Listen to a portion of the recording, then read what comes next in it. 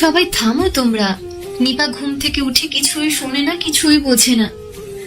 বড় আপুর কথা যেন টনিকের মতো কাজ করলো। সবাই একদম চুপ হয়ে গেল।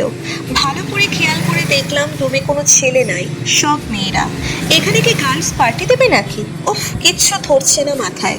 একটু ধাতস্থ হয়ে সবার দিকে তাকিয়ে বললাম, কি ব্যাপার, কি হয়েছেটা কি? বড় খালা আম্মা গলা খাকি দিয়ে কথা বলার জন্য প্রস্তুতি নিল। ওনার অবস্থা দেখে মনে হচ্ছিল যেন ৭ই মার্চের ভাষণ দিতে রেসকোর্স ময়দানে যাবেন।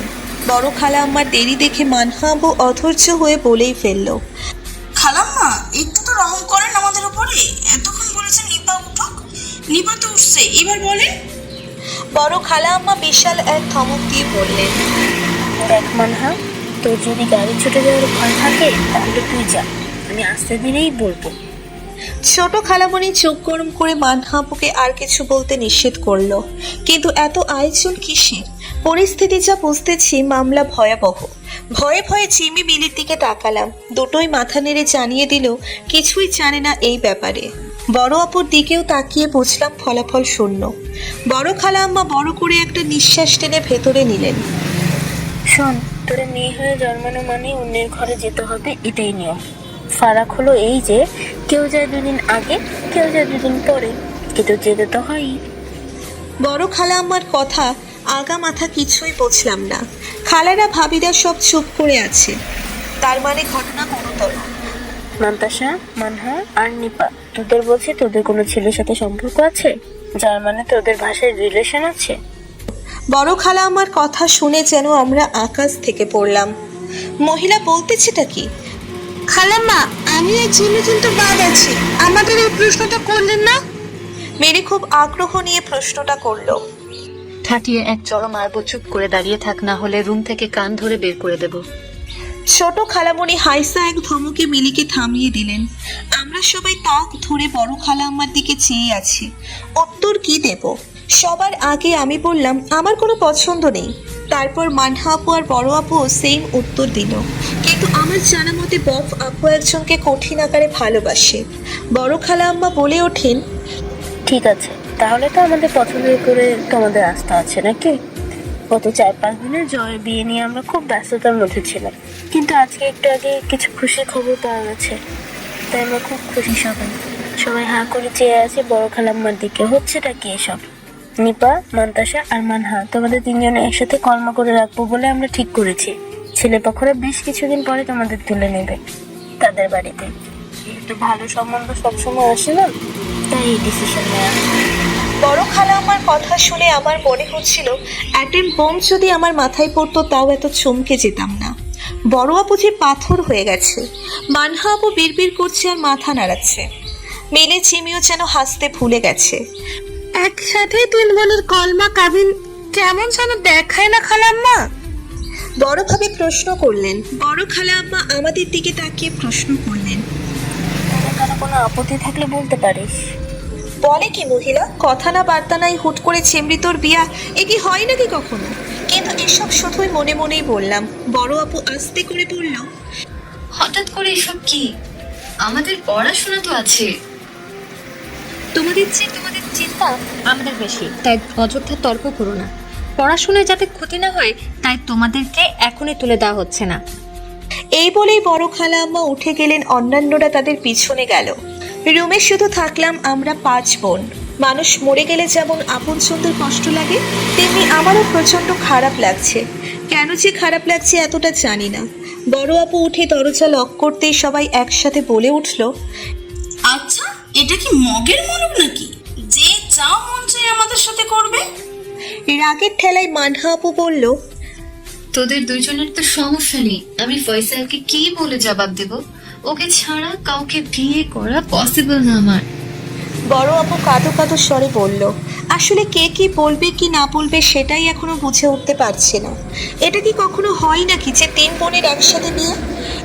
বুঝলি রে মিলি, আল্লাহ বাঁচাইছে তোরে আর আমারে লেট পয়দা হয়ে।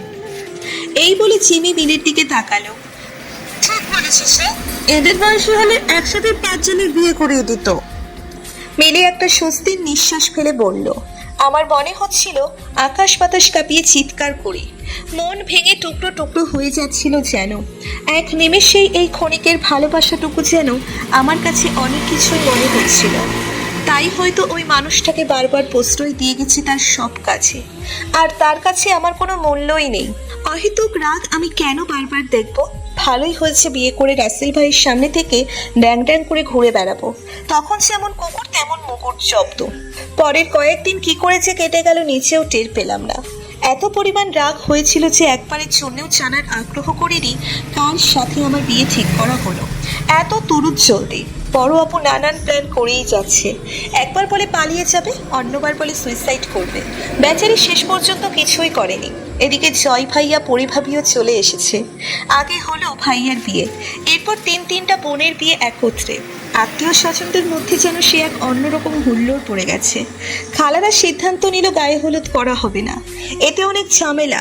এখন তো শুধু কলমা কাবিন, যখন একবারে তুলে নেবে তখন বড়সড় অনুষ্ঠান হবে। এক সপ্তাহে বাসা যেন মানুষখানা থেকে চিড়িয়াখানায় রূপান্তরিত হলো। কিন্তু বৌভাতের পর থেকে রাসেল ভাইকে আর দেখি নাই আমাদের বাসায়। সে কি জানে যে আমার বিয়ে? জানবে না কেন? অবশ্যই জানে, কিন্তু ওই যে পিশাচ মার্কা স্বভাব মরলেও যাবে না। ভালোই হয়েছে আসে না। মাঝখানে একদিন বড় খালাম্মা সবার সামনে ছোট খালুকে দিয়ে কান ধরে উঠবুস করিয়েছিলেন। আমার কেন জানি না খুব খারাপ লেগেছিল খালুর মুখটুকু দেখে। মানুষ কতটা নিষ্ঠুর হয় তা আমার খালাদের দেখে বোঝা যায়। শুক্রবার পর্যন্ত দিনগুলো যে কি করে কেটেছিল আমি নিজেও জানি না। শুনলাম শুক্রবার বিয়ে, তাও বাসায় না মসজিদে। আমাদের অলিমা দেবীর ছোট খালু আর মেছু খালু। ছেলেরা কেউই আসবে না। সকাল থেকে বারবার মনে চাচ্ছিল একটু কল দিই রাসেল ভাইকে, তাকে বলি আমি যে আজ অন্য কারো হয়ে যাচ্ছি। কাকে দেখাবেন এত রাগ তখন? কিন্তু ওই যে বললাম, জেদ কাজ করছিল অনেক। সারা দিন সবাই হই হই ছই ছই করে কাটালো। বড় আপু কেঁদে চোখ ফোলালো ফয়সালের জন্য। আমি মুখ অন্ধকার করলাম কার জন্যে তাও জানি না, কিন্তু মানহা আপু বিশাল খুশি। বাদ জুম্মা 3 বোনেরই অলিমা হয়ে গেল। বাসায় সবাই এসে মিষ্টি মুখ করলো একে অন্যের। মিলির কাছে শুনলাম বড় আপুর বিয়ে হয়েছে সাদের সাথে। মনে মনে এত হাসি আসলো যা বলার মতো না। রাসেল ভাইয়ের কথা অনুসারে বড় আপুকে এখন সবাই পাদের বউ বলবে। সাদ চলে যাবে ইতালি, তাই এত হুড়ঝুড় করে বিয়ে করানো। মানহা আপুর বিয়ে হয়েছে পরিভাবির আপন ভাইয়ের সাথে। বাহ, ভালোই তো আত্মীয়তার মধ্যে আত্মীয়। আমার খালাদের চয়েস আছে বলে মানতেই হবে।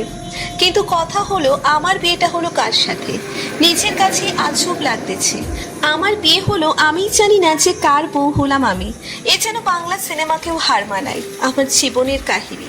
আচ্ছা, যার সাথে বিয়ে হয়েছে তার হাত পা ঠিক আছে তো? ল্যাংড়া কানা না তো? কি যে এক চিন্তায় আছি।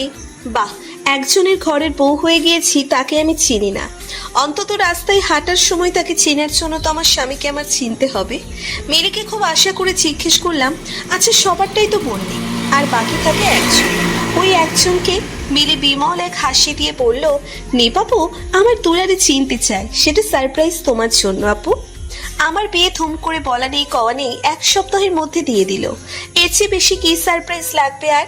বাইরে বের হলাম বরের পরিচয় উদ্ধার অভিযানে, কিন্তু মাঝপথে অভিযান বাদ দিয়ে রুমে এসে পড়া লাগলো। বড় খালা আমার চোখ রাঙানিতে। রাতে বড় আপু গেল সাতদোলা ভাইয়ের সাথে বাইকে ঘুরতে, ফ্যামিলি পারমিশনে। সাতদোলা ভাই বেশি দিন থাকবে দেশে, তাই সে চায় বউয়ের সাথে একটু কোয়ালিটি টাইম স্পেন্ড করতে। তাই বিয়ের প্রথম রাতেই বউকে নিয়ে ফেরার। মানহাপুর পর হুট করেই এসে হাজির। জামাই খাতির শেষে আপু ভাইয়াকে নিয়ে রুমের দড়ি খিল দিয়েছে। মনে কষ্ট আমি প্রায় পাগল প্রায়। সবাই জামাইয়ের সাথে ঘুরতে পর্যন্ত চলে গেছে। আমি হতবাকি জামাইয়ের পরিচয় পর্যন্ত জানি না। আহা, কি কপাল আমার। রাতের খাওয়া শেষে আকাশে বিদ্যুৎ চমকাতে শুরু করলো। প্রচন্ড ঝড় আর বাতাস। সবাই প্রস্তাব দিল লুডো আর ক্যারাম খেলবে। যারা যারা খেলতে বসলো তারা তো বসলোই, আর যারা না খেলতে পারলো তারাও গোল হয়ে বসে খেলা দেখতে লাগলো। আমার আজকে বিয়ে হয়েছে আর আমি লুডো আর ক্যারাম খেলা দেখি। আস্তে করে উঠে আমি আমাদের রুমে চলে আসলাম। এসে বারান্দায় হেলান দিয়ে দাঁড়িয়ে দাঁড়িয়ে বৃষ্টি দেখছি, আর মনের মধ্যে একটাই ভাবনা ঘোরপাক খাচ্ছে যে মানুষটা কে, যে আমার জীবন সঙ্গী। কেন জানি না ঘরের মধ্যে গন্ধরাজ ফুলের ঘ্রাণ আসছে, কিন্তু গন্ধরাজ ফুল আসবে কোথা থেকে? আজব তো, কারেন্টটাও চলে গেল একটু পরে। চোখ বন্ধ করে শুধু বৃষ্টির শীতল ছোঁয়া অনুভব করছিলাম।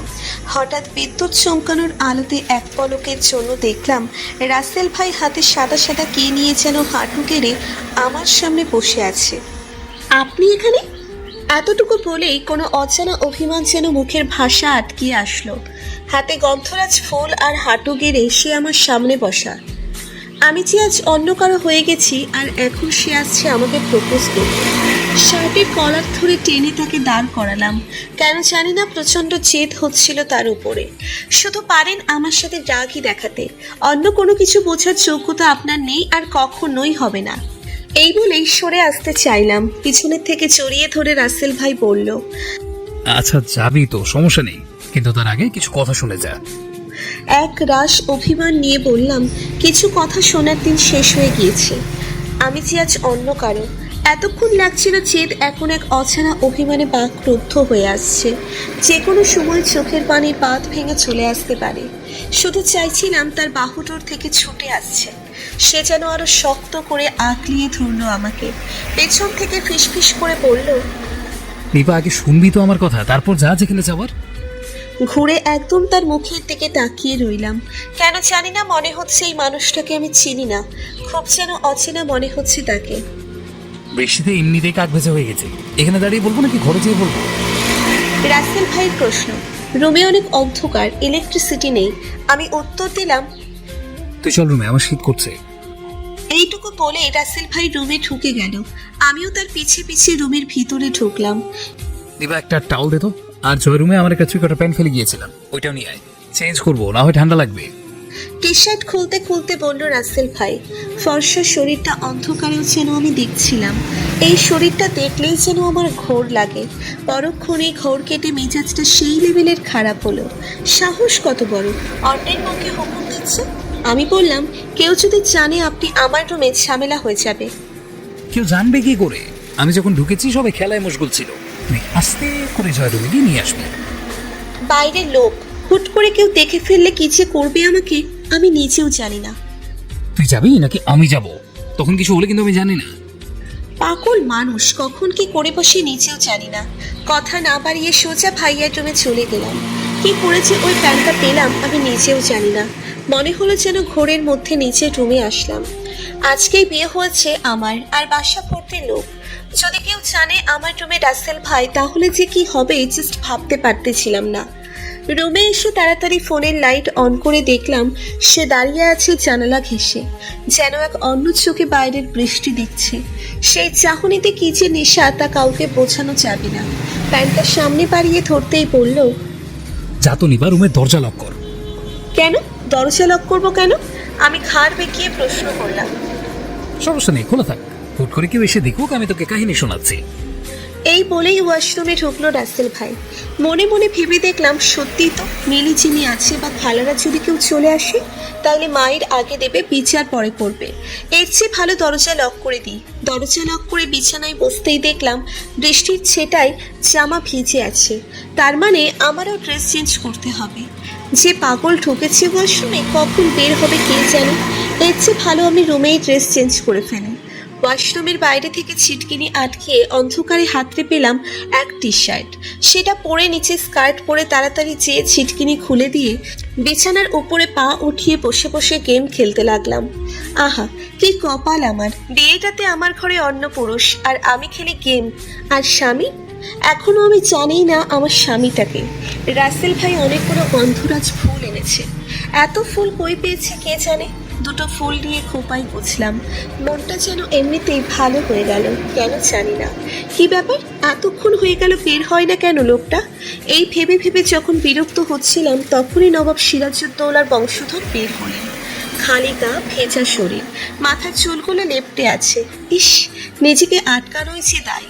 সব বাদ দিয়ে অন্যদিকে তাকিয়ে থাকলাম। ওয়াল ঘড়িতে তখন বাজে 9টা, কিন্তু বৃষ্টি তো কমেই না, বরং আরও বাড়তেছে। ঠিক আমার সামনে এসে বসল সে। চোখের দিকে তাকিয়ে শোন, আমি কিছু কথা বলবো, কথার মাঝখানে কোনো কথা বলবি না। মাথা কাত করে সায় দিলাম যে আচ্ছা, কিছুই বলবো না। জানিস নিবা, যখন আমি তোদের বাসায় প্রথম এসেছিলাম জয়ের সাথে, তখন তুই মনে হয় ক্লাস 7-এ পড়িস। আমি আসলে সবাই আসলেও তুই কিন্তু আসিস নাই আমার সামনে, মনে আছে তোর? পর্দার আড়াল থেকে ওকে দিয়ে দুইটা সাদা সাদা চোখ আমাকে দেখছিল। আমি কিন্তু খুব আগ্রহ নিয়ে অপেক্ষা করছিলাম মুখখানি দেখার জন্য। এই বলেই মুচকি হাসি দিল রাসেল ভাই। আমি অপলক চেয়ে শুনতেছি তার কাহিনী। পরের দিনেও জয়কে ঢাকার উসলে এসেছিলাম ওই মুখটা দেখতে। শুনি স্কুলে চলে গেছিস তোরা। এরপরে আর বাসায় আসতাম না। স্কুলে আসার পথে অনেক জায়গায় দাঁড়াতাম যাতে তোরা কেউই দেখতে না পারিস। প্রথম দিন তোকে স্কুল ড্রেসে দেখে আমার এত হাসি পেয়েছিল যে এই পিচ্ছিটাকে এত পছন্দ করার আছে কি। কিন্তু তুই যখন ওই দুইটা চোখ নাড়িয়ে নাড়িয়ে কথা বলিস, আমার মনে হয় পুরো পৃথিবী একপাশে আর তোর ওই দুই চোখ অন্যদিকে। যখন তুই টেনে উঠলি তখন এক অন্য চিন্তা শুরু হলো। তোকে হারিয়ে ফেলার ভয়টুকু মাথায় ঢুকে তোর চারিদিকে অদৃশ্য ঢাল হয়ে গেলাম। কাউকে তোর পর্যন্ত আসতেই দিতাম না। এটুকু বলেই রাসেল ভাই বড় একটা নিঃশ্বাস ছাড়ল, যেন অনেক দিনের জমানো ব্যথা দূর হয়ে গেল তার।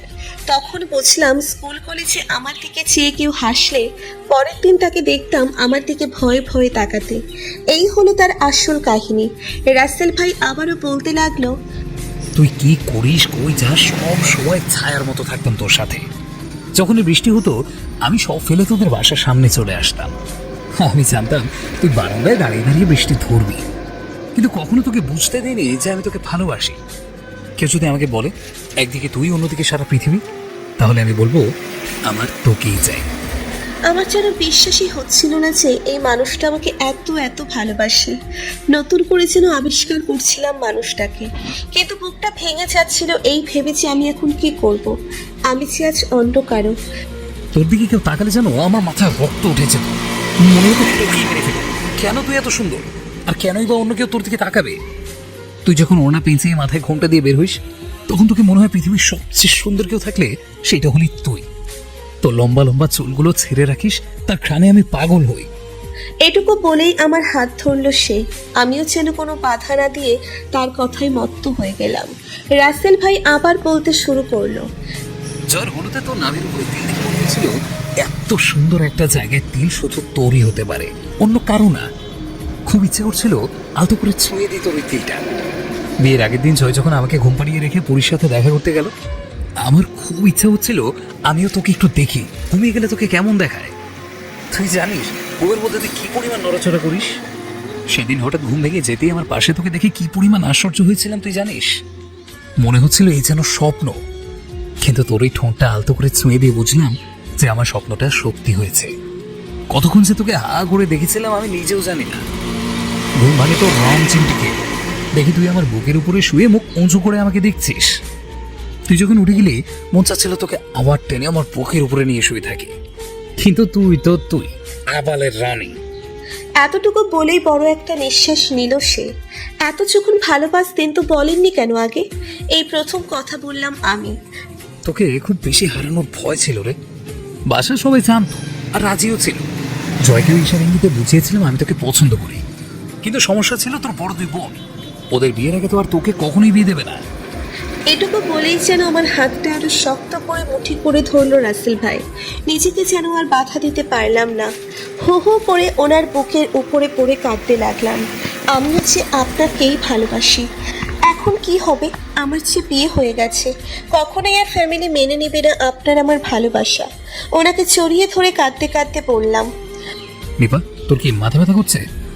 একটু শুয়ে পর, আমি তোর মাথায় হাত বুলিয়ে দিই। হঠাৎই রাসেল ভাই এক কথা বলে উঠল। এত রাগ যে হলো বলার মতো না। আমি কাঁদি আমার আবেগে, আর উনি আছে ওনার তালে। কিসের মধ্যে কি পান্তা ভাতে ঘি। রাগ করে খাটের ওয়ালের সাইডে ফিরে শুয়ে পড়লাম। উনি আস্তে আস্তে আমার পাশে শুয়ে আমার মাথায় হাত বুলিয়ে দিতে লাগলো। এমন করতে করতে কখন সে ঘুমিয়ে পড়েছি সেটা নিজেও জানি না। ধুমধুম কিলের আওয়াজে চোখ খুলে দেখলাম ঘরে সূর্যের আলো ঢুকছে। এত তাড়াতাড়ি সূর্য উঠল কি করে? হঠাৎ মনে হলো দিন হয়ে গেছে। তারপর মনে হলো, হাই আল্লাহ, রুমি তো রাসেল ভাই ছিল, সে কই? শব্দে আবার মনে পড়লো রাসেল ভাই বাইরে গেলে দরজা ভেতর থেকে আটকালো কে? আজব তো, রুমি আর কেউ ছিল নাকি? মাথা ছাড়া দিয়ে মাথা পরিষ্কারের চেষ্টা করলাম। বড় বড় নিঃশ্বাস নিলাম যাতে ব্রেন পর্যন্ত অক্সিজেন যায়। ভালো করে খেয়াল করে দেখলাম আমি রাসেল ভাইয়ের পিঠের উপর ঘুমিয়েছিলাম এতক্ষণ। ইয়া খোদা, আবারও একই ভুল? না, আগেরবার তো একটা কাহিনী ছিল, কেউ দেখে নাই। এত বড় একটা মানুষকে আমি কি করে লুকাবো? ওদিকে দরজায় আঘাত করেই যাচ্ছে। এখন না খুলে উপায়ও নেই, কিন্তু দরজা খুললে হবেটা কি? এই ভেবে 7 চিন্তা করতে করতে দরজা খুলেই দেখি বড় খালা আম্মা সামনে। কি রে নিপা, এতক্ষণ ধরে দরজা নক করছি, তাও তোর ঘুম ভাঙে না? চোখ কুচকিয়ে প্রশ্ন করলো বড় খালা আম্মা। ভয়ে থেকে হাত পা ছিমছিম করতে শুরু করেছে ততক্ষণে। কি করব, কি বলবো, কি না কর কিছুই মাথায় আসছিল না। কোনো মতে বললাম, বড় খালা আম্মা আপনি চান আমি ফ্রেশ হয়ে আসতেছি। বড় খালা আম্মা চলে যেতেই আমি তাড়াতাড়ি করে দরজা লক করে আবার রাসেল ভাইয়ের কাছে চলে আসলাম। কতক্ষণ আস্তে আস্তে ডাকাডাকি করে যখন দেখলাম ওঠে না, তখন না পারতে 2 হাত দিয়ে ধাক্কা দিতে থাকলাম তার পিঠে। সারা জীবন উদাহরণ দিতে শুনেছি কুম্ভকর্ণের মতো খুবই, আজ পয়লাবার দেখলাম কুম্ভকর্ণ কাহাকে বলে। রাসেল ভাই উবুর হয়ে ঘুমিয়েছে, খেয়াল করে দেখলাম ওনার বুকের নিচে আমার ওড়না। কতক্ষণ সেই ওড়না ধরে টানাটানি করলাম, মন চাচ্ছিল লাঠি এনে কতক্ষণ এইটার পিঠের উপরে পিটায়। যখন ডাকতে ডাকতে টায়ার্ড হয়ে গেলাম, না পেরে ফ্লোরে বসে পড়লাম। মানুষটা নড়েও না চড়েও না, ভুসভুস করে ঘুমুচ্ছে। বড় বড় নিঃশ্বাস নিলাম, যা হবার তাই হবে, সমস্যা নাই। ওয়াশরুমে যেয়ে ফ্রেশ হয়ে বের হলাম রুম থেকে। ডাইনিংয়ে বিশাল আয়োজন, হরেক রকম নাস্তা। নতুন জামাই বাসায় এসেছে বলে কথা, কিন্তু একটা জিনিস খুব আশ্চর্য লাগতেছে, সবাই যেন আমার দিকে কেমন কেমন করে তাকাচ্ছে। মানহা আপু নতুন ভাইয়াকে নিয়ে নাস্তা খেতে এসেছে। শুনলাম বড় আপু নাকি এখনো আসেই নাই। বাহ, কি মজা সবার। আর আমি ভয়ের চোটে আধমরা হয়ে আছি। কখন সবাই দেখে ফেলেছে আমার রুমে রাসেল ভাই ঘুমিয়ে আছে। কি রে নিপা, তোর মুখটা আমার আমসির মতো শুকিয়ে আছে কেন? খালা আমার প্লেটে নাস্তা দিতে দিতে বলল, কই কিছু না তো, আমি ঠিক আছি খালা। কোনো রকমে কথাই দিয়ে খাওয়া শুরু করলাম আমি। ইস, বড়ের চিন্তায় চিন্তায় আর বুবুজানের ঘুমই আসে না। আপুর তাই না রে জিমি? এই কথা বলে খিটখিট করে হেসে উঠল মিলে। মন চাচ্ছিল সোজা চেয়ে ওই শাকচুন্নির কলা টিপে ধরি। তাতে দাঁত পিষে কোনো রকমে নাস্তা যেন খাচ্ছিলাম না, গিলছিলাম। ছোট খালু পাশে এসে বসলেন। খালুর দিকে তাকিয়ে দেখি আমার মুখ কতটুকু শুকিয়েছে জানি না। বেচারাকে দেখলে মনে হয় 1 মাসের আমাশার রোগী। খালু, শরীর ঠিক আছে তো আপনার? আমি প্রশ্ন করে বসলাম। আর মা, শরীরে বেঁচে আছি, এটাই অনেক কিছু। এই বলেই নাস্তায় মন দিল খালু। খালামণি দিব্যি ঘুরতেছে, হাসতেছে, আর বেচারা খালুর হাসার স্বাধীনতা পর্যন্ত নেই। খেয়ে রুমে রান্নাঘরে ঘুরে ঘুরে এসে দেখি আমার রুমের দরজা হালকা ফাঁকা করা, যেন কলেজার ভেতরে কেউ চড়ে একটা চিপা দিয়ে ধরেছে। কেউ ঢুকেছে নাকি আমার রুমে? হাই কপাল, কেউ যদি ওনারে দেখে আমার রুমে ঘুমানো, তখন কি হবে? এক ছুটে রুমে যেয়ে হাজির হলাম। বিছানা এলোমেলো হয়ে পড়ে আছে, আমার ওড়নাও আগের জায়গায়, কিন্তু বিছানা খালি। গেল কই রাসেল ভাই? বড় একটা স্বস্তির নিঃশ্বাস যেন ফেললাম আমি। যেখানে গেছে যা, গেছে তো। রুম গোছাতে গোছাতে মিলি চিমি এসে হাজির। আমাকে দেখে কেমন কেমন করে যেন ঢলাঢলি করে হাসাহাসি করতেছে। কি রে, পেটে কি গুঁড়ো কৃমি হয়েছে নাকি যে এমন করতেছিস? মেজাজ খারাপ করে প্রশ্ন করলাম। আমার কথা শুনে যেন ওদের হাসি এমনিতেই বেড়ে গেল। কি যে খারাপ লাগছিল বলে বোঝাতে পারবো না। কান ধরে দুটোকে রুম থেকে বের করে দিলাম। নিজে বাঁচি না নিজের যন্ত্রণায়, আর ওই ফাঁসির কোনো আছে ওদের মজায়। বড় খালা আম্মা ঘোষণা দিলেন আজকের লঞ্চে উনি ঝালকাঠি ব্যাক করবেন। সবাই এত অনুরোধ করার পরেও উনি সিদ্ধান্তে অটল। ছোট খালামণিও আজকে ওনার বাসায় চলে যাবে নতুন জামাই মেয়েকে নিয়ে। সাত দুলাভাই কল দিয়ে জানালো সে তার বউকে নিয়ে অজানায় হারিয়েছে। বড় ভাবিও চলে যাবে তাদের বাসায়। পুরো বাসা খালি, আর আমি হচ্ছে বলদে আজম, যে এখনো জানেই না তার বরকে। নাস্তা খেয়ে সবাই মোটামুটি গাঁটটি বোচকা গোল করে হাওয়া। সবাই যাওয়ার পর শুরু হলো আমার মিলির আর খালার কাজ। ভাবি নতুন সেও এসে হাত লাগালো। চারজন যখন ঘরদোর মোটামুটি একটা অবস্থায় আনতে আনতে বেলা শেষে যখন গোসল করে বের হলাম, তখন ঘড়িতে প্রায় 4টে ছুঁই ছুঁই করতেছে। ভেজা চুলগুলো টাওয়ালে পেঁচিয়েই ডাইনিংয়ে চলে আসলাম। পেটের ভেতরে যেন ইঁদুর বেড়াল সব একসাথে ফালাফালি করতেছে। টেবিলে বসেই দেখি মিলি আর ভাবি খাইতেছে। নতুন ভাবি ভারী মিশুক টাইপের মানুষ, আবার অনেক রসিকও। আমাকে দেখেই বলে উঠল, কি ব্যাপার নিপা, প্রথমবার কাটলো কেমন? এই বলেই চোখ টিপ দিল। মনের কষ্টে প্লেটে শুধু ভাতই চাবাতে থাকলাম। খালা আসাতে আর কোনো কথা হলো না। খালা এসেই তরকারি আমার প্লেটে উঠিয়ে দিয়ে বললেন, কালকে তো শ্বশুর বাড়ি থেকে লোক আসবে, দুপুরে রেডি থাকিস। আর যে এখন ঘুমিয়ে নে, চেহারা দেখে তো মনে হচ্ছে সারা রাত হাঁ করে জেগে বসেছিলি। খালাকে কিভাবে বলি সারা রাত এক পাগলের পিঠের উপরে পড়ে পড়ে ঘুমিয়েছি। আসরের পরে যখন রুমে যেয়ে পিঠ লাগালাম বিছানার সাথে, তখন মনে হলো ইস, এর চেয়ে শান্তি আর মনে হয় নেই পৃথিবীতে। একটু ঘুমালে কেমন হয়। পাশে ফিরে কোলবালিশটা যখন কোলে দিয়ে চোখ বন্ধ করেছি, তখনই যেন দেখলাম সেলুলয়েড ফিতার মতো রাসেল ভাইয়ের সাথে আমার দৃশ্যপট। কাল রাতেও মানুষটা আমার সাথে ছিল, সারা রাত ঘুমিয়েছে আমার সাথে। ঠিক তখনই একটা কথা মনে পড়লো, কালকে রাতে এত এত মানুষ ছিল বাসায়, আমি রুম লক করে ঘুমালাম সারা রাত, কেউ আমার রুমে নক করলো না কেন? ঘটনাটা কেমন ছিল প্যাচ প্যাচ লাগলো আমার কাছে। এমন হবার তো কোনো যুক্তিই নেই। সে যাই হোক, রাসেল ভাই গেল কই? উফ, এত এত চিন্তা আর মাথায় কাজ করছে না আমার। মনে হচ্ছে মাথার মধ্যে 2-4টি যা স্ক্রু ছিল সব খুলে পড়ে গেছে টপ টপ করে। সে যাই হোক, আমার কি বিয়ে হয়েছে বরকে এখনও চিনি না। এই কথা যদি কাউকে বলি, সে নির্ঘাত আমাকে নিজ দায়িত্বে পাবনা ভর্তি করে দিয়ে আসবে। আকটুম আকটুম ভাবতে ভাবতে কখন সে ঘুমিয়ে পড়েছে নিজেও জানি না। ঘুমের মধ্যে মনে হলো কে জানি আমার মুখে পানির ছিটা দিচ্ছে। চোখ না খুলেই মানা করলাম পানি যেন না মারে, কিন্তু একটু পরপর ছিটা পড়ছে। না পারতে চোখ খুলে দেখি খুটখুটে অন্ধকারের মধ্যে বসে আছি আমি। কিছুক্ষণ পরে মনে হলো আসরের শেষ দিয়ে ঘুমিয়েছি। এখন রাত হয়ে গেছে। পেছনে ফিরে দেখি মাথার কাছের জানালা খোলা, সেখান থেকেই পানির ছিটা আসতেছে। বাইরে দুর্দান্ত বৃষ্টি হচ্ছে। লাইট জ্বালিয়ে ঘড়িতে দেখলাম প্রায় 8টার কাছাকাছি বাজে। যে অবস্থায় ছিলাম সেভাবেই রুম থেকে বের হলাম। জিমি এসেছে মিলি ওড়ে নিয়ে, ও রুমে শুয়ে শুয়ে ফোন দেখতেছে। ভাইয়া ভাবিও রুমে। খালা খালুর রুমে দরজা খোলা। খালা কি জানি সেলাই করতেছে আর খালু মনোযোগ দিয়ে টিভি দেখতেছে। মেলের রুমে যেতেই দুটো অদ্ভুত একটা লোক নিয়ে আমার দিকে তাকিয়ে রইল। ওদের তাকানো দেখে মনে হলো আমি যেন মঙ্গল গ্রহের এলিয়েন। কি রে, এমন করে তাকিয়েছিস কেন? আমাকে কি নতুন দেখতেছিস নাকি? প্রশ্ন করলাম ওদের। আপু, তোমার মাথায় কি হয়েছে? জিমি প্রশ্ন করলো আমাকে। মাথায় শিং গজাইছে। মেজাজ খারাপ করে উত্তর দিলাম আমি। নিপাপু, তোমার মাথা দেখে মনে হচ্ছে নিঘাত কোনো সাইক্লোন মাথার চুলের উপর দিয়ে গেছে। এই বলে মিলি আমার দিকে তাকালো। আমি তাড়াতাড়ি ড্রেসিং টেবিলের সামনে চেয়ে দাঁড়ালাম। হাই কপাল, ঘটনা একদম সত্যি। এগুলো চুলের চেয়ে স্বর্ণের মতো বেশি লাগতেছে। তাড়াতাড়ি করে চিরুনি দিয়ে চুল সমান করে ফেললাম। আবার ওদের পাশে এসে বসলাম। আচ্ছা, তোরা যদি একটা কথার উত্তর দিস তাহলে তোদের জন্য অনেক সুন্দর গিফট আছে, বললাম মিলি চিমিকে। দুইটাই খুব আগ্রহ করে সামনে এসে বসলো। কি প্রশ্ন আপু, তাড়াতাড়ি বলো। আগ্রহে মিলির চোখ চকচক করছে। আচ্ছা, আমার বিয়ে যার সাথে হয়েছে তাকে তোরা চিনিস? সুন্দর করে প্রশ্ন করলাম। সামনের দুইটা তাদের ঘাড় কাত করে জানিয়ে দিল যে হ্যাঁ, তারা চেনে। তার মানে আমার ওষুধ ধরেছে। মনে মনে আন্ডারটেকার মতো হু হু করে একটা হাসি দিলাম, যে নাকের উপর মোলা ঝোলাইছি। এইবার বরব্যাটার পরিচয় তো আমি চেনেই ছাড়বো। মিষ্টি করে একটা হাসি দিয়ে বললাম, আচ্ছা সে কি করে, নাম কি, থাকে কোথায়, এসব পরিচয় একটু দে না বোন। আমি তো মনে মনে হাসি দিয়েছিলাম ওই বজ্জাত দুইটা, আর মনে মনে না জোরে জোরে হুহা হুহা করে হাসতে লাগলো। দুইটারই ঠিক আলাদিনের প্রদীপের জিনের মতো লাগছিল।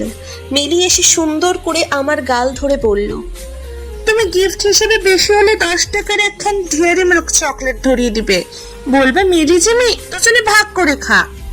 কই আমি এমন করি? আমি ভাঙা স্বরে বললাম। নিপাপু, মিথ্যা কথা একদম বলবা না, ইতিহাস সাক্ষী। জিমিও সাই দিল মিলির সাথে। নয়াদোলায় আমাদের খোঁজ হিসেবে কি কি দিছে তো শুনলে তো তুমি স্ট্রিপ পড়বা শুকনার উপরে। শুধু কন্ডিশন দিছে এই যে আমরা যেন তোমার ওনার পরিচয়টা না দিই। 32খানা দাঁত বের করে বলল মিলি। মন চাচ্ছিল খুশি মেরে ওর সবগুলো দাঁতই ফেলে দিই। পরে ভাবলাম না থাক, বোনই তো। পরে দেখা গেল দাঁত নাইতেই বিয়েই হলো না। তাই অনেক কষ্টে নিজেকে সংবরণ করলাম। রাত দেখিয়ে উঠে হাঁটা দিলাম। শুনতেছি পেছন থেকে দুই হনুমান বলছে, যাও যাও, তুমি না থাকলে সমস্যা নেই, কিন্তু দুলাভাই গেলে ভীষণ লস। কি যে লাগছিল আমার বলে বোঝাতে পারবো না।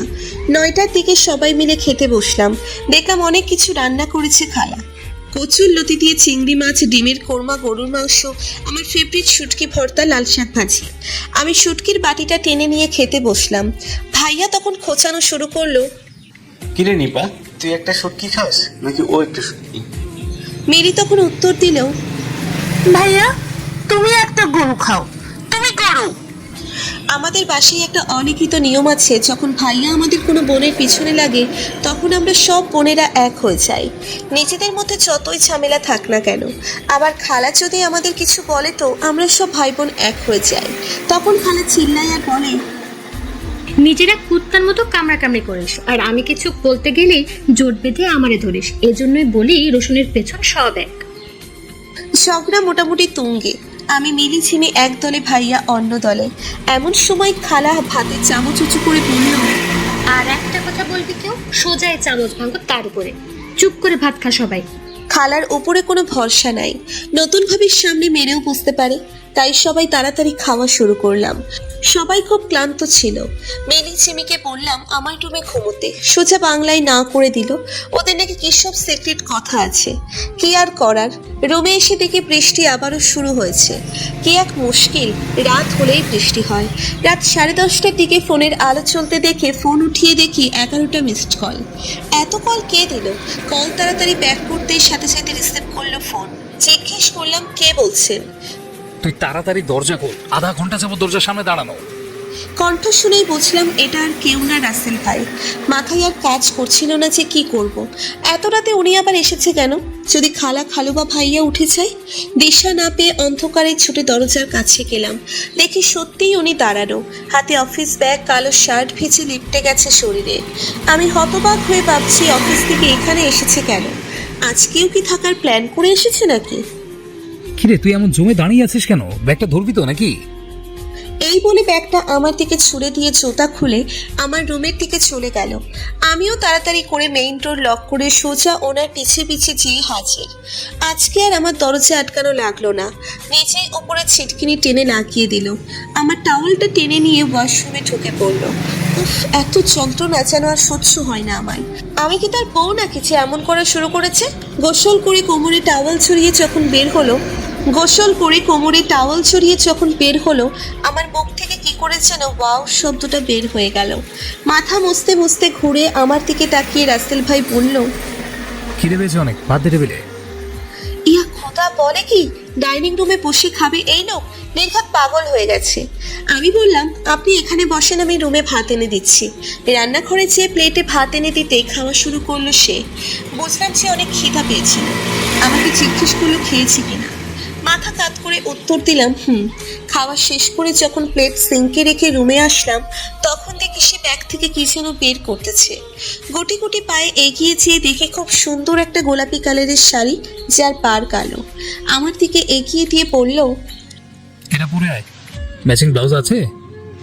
এত রাতে শাড়ি পরার কি দরকার? প্রশ্ন করলাম আমি। শুধু শাড়ি পরবি না সাথে ম্যাচিং অর্নামেন্টসও পরবি? এই বলে হাতে শাড়িটা ধরিয়ে দিল। ওয়াশরুমে ব্লাউজ পেটিকোট পরে যখন শাড়ি পরতেছি তখন ভাবতেছি কই একটু শান্তিতে ঘুমাবো তা না, এখন আবার শাড়ি পরে র্যাম্পে হাঁটতে হবে। শাড়ি পরে বের হয়ে দেখি রাসেল ভাই নীল একটা পাঞ্জাবি পরে দাঁড়িয়ে আছি। আচ্ছা, এই লোকের ব্যাগে কি মিনি আলমারি নিয়ে ঘোরে নাকি? আজব কাহিনী তো। এই পাঞ্জাবি পেলো কই? সামনে এসে দাঁড়াতেই যেন সেই আগের মাতাল করা ঘ্রাণের মাঝে হারিয়ে গেলাম। আমি সামনে এসে দাঁড়াতেই যেন ঘোর ভাঙা চোখে আমার থেকে তাকিয়ে পড়ল, আচ্ছা নিপা বলতো, আমি কি স্বামী হিসেবে খুব খারাপ হবে? রাসেল ভাইয়ের মুখে এই প্রশ্ন শুনে আমি খুবই চমকে গেলাম। চোখের দিকে তাকিয়ে যেন অন্য এক মানুষকে দেখতে পেলাম। হাত দিয়ে আমার শাড়ির আঁচলটা ঘুরিয়ে মাথায় ঘোমটা টেনে আমার দিকে চুপ করে চেয়ে থাকলেন। বাহ, ও বউটাকে তো খুব সুন্দর লাগছে। হঠাৎই বলে উঠলেন রাসেল ভাই। এক নিমেষেই মনে হলো যেন পৃথিবী ভূ ভূ চক্কর মারছে। তাহলে এই হলো কাহিনী? এই লোকই আমাকে বিয়ে করেছে? হায় কপাল! আর আমি কি না কি ভেবে গিয়েছি। আমার ডান হাতটা বুকের বাঁ পাশে ধরে বললেন, এই শরীরটা আজ পূর্ণ হলো তোকে পেয়ে। তুই কি জানিস আমার বুকের হাড় দিয়ে আল্লাহ তোকে বানিয়েছে? লজ্জায় মাটিতে মিশে যাচ্ছিলাম, কেন জানি না। সেদিন বলেছিলি না যে পারলে তোকে নিজের করে নিতে? আমি কিন্তু তোর চ্যালেঞ্জ অ্যাকসেপ্ট করেছিলাম। 1 সপ্তাহের ভেতরে সত্যি তোকে নিজের করে নিয়েছি। এই বলেই মুচকি হাসি দিল সে। বৃষ্টিরাও যেন আজ আমার লজ্জার সাথে পাল্লা দিচ্ছে, বেড়েই চলেছে। এখন তো তুই শোনোই আমার, এবার তুমি এবার ছাড়বি না, তাই না? সে প্রশ্ন করলো আমাকে। এই জন্যই তো বলি দিব্যি এত নির্ভয়ে আমার ঘরে আনাগোনার কারণ এখন বুঝলাম। মিনমিনিয়ে বললাম আমি। তুই তো বোকা কেন নিবা, আর আমাকে এত ভয় পাস কেন? হাত দিয়ে মুখ উঁচু করে বলল রাসেল ভাই। কিছু না বলে ফ্লোরের দিকে তাকিয়ে রইলাম চুপ করে। আমি পাঞ্জাবি পড়লে তুই যে হা করে দেখতি, সেটা যে আমি কত এনজয় করতাম সেটা কি তুই জানিস? তুই চোরের মতো চুরি করে আমাকে দেখে নিঃশ্বাস ফেলতি, আর আমি দূর থেকে তোকে দেখে হাসতাম আর ভাবতাম ভালোবাসে না ভয়ের চোখে আমায় দেখে। শান্তশিষ্ট মানুষটাকে যেন আজ কথার নেশাই পেয়েছে। কালকে অনেক চেষ্টা করেছি তোকে বলতে যে আমি তোর, কিন্তু ওই যে কথা আছে না, কুকুরের লেজ সোজা হয় না কখনো, তাই হয়তো পেঁচিয়েছিলাম। তখন যে কি হলো আমার আমি নিজেও জানি না। দোহাত দিয়ে তার পাঞ্জাবির গলা টেনে ধরলাম হ্যাচকা টানে। বকের মতো গলা আমার মুখের সামনে নিয়ে আসলাম। আমাকে কষ্ট দিতে খুব মজা লাগে তাই না? এক রাশ অভিমান নিয়ে বললাম তাকে। কথা তো কখনো আমাকে ছেড়ে যাবে না। রাসেল ভাই আমার হাতটা ধরে বলল। ওনার হাতটা জড়িয়ে বললাম, কখনো যাব না আপনাকে ছেড়ে। কত রাত পর্যন্ত যে হাত দিয়ে কাঁধে মাথা দিয়ে রেখেছিলাম জানি না। সকালে উঠে দেখি আমি বিছানায় এলোমেলো হয়ে ঘুমোচ্ছি, আমার পাশে সেও ঘুম। কতক্ষণ পরে মনে পড়ল যে আমি মনে হয় বারান্দায় বসেই ঘুমিয়ে পড়েছিলাম। আমাকে এনে নিজের অবস্থা দেখে লজ্জায় মরে যাচ্ছিলাম। শাড়ি কই আর আমি কই, উফ কি একটা অবস্থা। পাশে ফিরে দেখলাম মানুষটা বেঘরে ঘুম। আস্তে করে পাশ থেকে যখন উঠলাম আলগোছে, ওনাকে ওভারটেক করে নিচে নেমে ফ্রেশ হয়ে রুম থেকে বের হতেই দেখি মিলি চিমি সামনে হাজির। দাঁত কেলিয়ে হাসছে।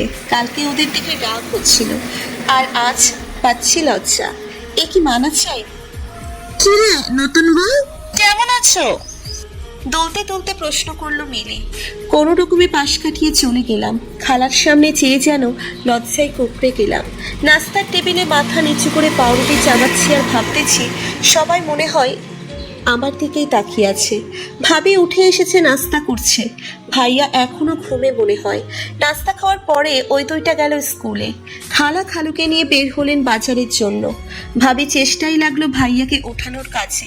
আমি রুমে এসে দেখি এক ফালি রোদ এসে পড়েছে মানুষটার পেটের উপরে। ফর্সা লোমস্য পেটটা এত কিউট লাগছে যা বলার মতো না। পর্দাগুলো ভালো করে টেনে রুমটা আর একটু অন্ধকার করে দিলাম। ভাবলাম ঘুমোচ্ছে, ঘুমুক না আর একটু। কখন সে ওনার পাশে শুয়ে আমিও আবার ঘুমিয়ে পড়েছি। চোখ মেলে দেখি আমার মুখের দিকে হাঁ করে তাকিয়ে আছে। কি ব্যাপার, কি দেখেন অমন করে? ঘুমালে তোকে কত কিউট দেখে সেটা কি তুই জানিস? আচ্ছা তোর নাভি ছাড়াও আর একটা চাকে তিল আছে, সেটা কি তুই জানিস? বিস্ফোরিত চোখে চেয়ে বললাম, মানে কি? আপনি করেছেন কি? সোজা হয়ে শুয়ে বলল, আমার বউ আমি যা খুশি করতে পারি, তাতে তোর কি শুনি? এই নাছর বান্দার সাথে সারা জীবন কাটাতে হবে, যে কিনা তার বউ ঘুমালে তিল খুঁজে বেড়ায়। আল্লাহ গো, কি যে কপালে আছে আমার কে জানে। যান ফ্রেশ হয়ে নেন, আমি নাস্তা দিচ্ছি। একথা বলে যেই আমি উঠতে যাব আমাকে চেপে ধরে শুইয়ে দিয়ে বলল, তুই আমার সামনে শুয়ে থাক, তোকে দেখি পেট ভরে যাবে, নাস্তা লাগবে না। কোনো রকমে মুচড়ামুচড়ি করে বললাম, আজকে আপনাদের বাসা থেকে যে মেহমান আসবে খেয়াল আছে তো? আর খালা মনে হয় বাজার নিয়ে এসেছে, সব মিলতাল করা লাগবে। তাকে নাস্তা দিয়ে আমিও চেয়ে কাজে বসলাম। রান্না বাড়া করতে করতে প্রায় 1টা বেজে গেল। এতক্ষণে একবারও মানুষটার খোঁজ নিতে পারিনি। তাড়াতাড়ি করে রুমে ঢুকে দেখলাম আমার টেবিলে রাখা সমরেশ মজুমদারের গর্ভধারিণী বইটা পড়ছে, আর পাশে শুয়ে ভাইয়া ফোনে কি যেন করতেছে। ভাবি এসে ভাইয়াকে বলতে গেলে এক প্রকার ধরে বেঁধে নিয়ে গেল গোসলের জন্য। আমি কাপড় হাতে নিয়ে গোসলে ঢুকবো এমন সময় পেছন থেকে জড়িয়ে ধরে আমাকে বলল, জানো মেয়েদের কাজ করে আসলে কত সুন্দর লাগে, ঘামে ভেজা শরীর দেখলে নিজেকে সামনে রাখা দায় হয়ে যায়। খালা লাঠি নিয়ে আসতেছে, অর্ডার দিচ্ছে আমাকে আর ভাইয়াকে রেডি হয়ে 10 মিনিটের মধ্যে ড্রয়িং রুমে হাজির হতে। এই বলেই ঘুরে দাঁড়ালাম। ও মা, আমাকে ঠেলা দিয়ে আমার হাতের টাওয়াল দিয়ে নিজেই ওয়াশরুমে ঢুকে গেল। আমি অবাক হয়ে দাঁড়িয়ে দেখতেছি কাণ্ডটা করতেছেটা কি। একটু পরে আবার দরজা ফাঁক হয়ে গেল। হ্যাচকা টানে আমাকে ভেতরে নিয়ে দরজা লাগিয়ে দিল। গোসল করে যখন বের হলাম 1/2 ঘন্টা পার। মেজাজটা এত গরম হচ্ছিল যা বলার মতো না। কেন যে এমন করে খালার হাতে বকা তো মাস্ট দেখা গেল। মায়ের দিয়ে বসলেও অবাক হবার কিছুই নাই। ওনাদের বাসা থেকে সবাই এসে খুব খুশি। আগে থেকেই চিন্ত ঘরের বউ হওয়াতে যেন আরও তাদের খুশিই ধরে না। শাশুড়ি মা দোয়া করে দিলেন আল্লাহ যেন তাদের ছেলেকে সহ্য করার ধৈর্য আমাকে দেয়। মনে মনে আমিও আমিন বলে দিলাম। এই দোয়াটা যে বড়ই প্রয়োজন আমার। ঠিক 2 দিন পরে এসে হাজির হুড়ুম করে। ব্যাগ সব প্যাক কর, আমাদের বাসায় যেয়ে থাকবি। এই কথা বলেই সব নিজেই গোছানো শুরু করলো। খালা বোঝালো, খালু বোঝালো, কারো কথায় কানে তুলল না। এক ভাইয়া খালি হামি দিতে দিতে বলল, করবো, ও নিয়ে যাচ্ছে, যাক না, তোমরা এমন করতেছো কেন? 3 পিস পরে রাত 10টায় এসে হাজির হলাম আমার নিজের বাড়ি। খুশিও লাগছিল, হাসিও আসছিল, ভয়ও পাচ্ছিলাম। সে এক মিষ্ট অনুভূতি। এইসব অনুভূতি ব্লেন্ডারে ব্লেন্ড করলে যেমন লাগে ঠিক তেমন অনুভূতি। শাশুড়ি মা আমাকে দেখে খুব স্বাভাবিকভাবে ঘরে তুলে নিলেন, যেন আমি তার মেয়ে। রাসেল যে এই 2 দিন তোমারে ওই বাসায় রাখছে সেটাই তো আমার বিশ্বাস হচ্ছে না। হাসতে হাসতে বলল ওনার মা, দিনগুলো যে কিভাবে চলে যায় তা হয়তো কেউ জানে না। আর সুখের দিনগুলো তো আরো তাড়াতাড়ি চলে যায়। বিয়ের 2 বছর পরে টের পেলাম আমার ভিতরে আর একটা ছোট্ট আমির অস্তিত্ব। খুশিতে নেচে উঠল মন। ওনাকে বলাতে উনি তো খুশিতে পাগল প্রায়। বড় আপুকে ফোন দিয়ে জানালাম। বড় আপু ততদিনে 7 ভাইয়ের সাথে ইতালি প্রবাসী। মানহা আপুকেও জার্মানি নিয়ে চলে গেছে। মেলি স্কলারশিপ নিয়ে চলে গেছে সুইডেনে। জিমিটারও বিয়ে হয়ে গেছে, সেও বাগির হাতে থাকে। সময়ের সাথে সাথে কত চেঞ্জ হয়ে গেছে মানুষ। জানো আম্মু, তোমার আর বাবাইয়ের প্রেম কাহিনী পড়ে আমি হাসতে হাসতে শেষ। মিহানার কথা খুব মনোযোগ দিয়ে শুনছি আমি। বাবাই তো প্রায় বলে তুমি নাকি বুদ্ধ, কিন্তু তুমি তো আমার সুপার মম। জানো আম্মু, বাবা এখনো তোমার সাথে যেমন জেদ করতো আমার সাথেও করে। মুখ ফুলিয়ে বলল মেয়েটা। মুখ ফুলালে কেমন জানি মিহানাকে ঠিক আমার মতো লাগে। মেয়েটা এত সুন্দর করে কে করে যে কথা বলে। মিহানা, অনেক হয়েছে আমার সাথে কথা, এখন আর না, অন্য আরেকদিন আসবো। এখন চলো মা। রাসেল ভাই আমার মেয়েটার মাথায় হাত বুলিয়ে বলল, আচ্ছা বাবাই, সবার আম্মু সবার কাছে থাকে, আমার আম্মু কেন এখানে থাকে? মিহানার প্রশ্নে যেন রাসেল ভাই চুপ হয়ে গেল। আমি জানি এখন ওনার চোখ থেকে পানি আসি আসি করছে। মনে চাচ্ছিল চিৎকার করে বলি, মারে তোর বাবাইকে আর কিছু জিজ্ঞাসা করিস না, কারণ উনি বারবার বলেছিল তুমি আগে, বাচ্চা না। তাও শুধু মা ডাক শোনার জন্য সবার বিরুদ্ধে যে এই ছোট্ট প্রাণটাকে 10 মাস 10 দিন নিজের মধ্যে আগলিয়ে রেখেছি।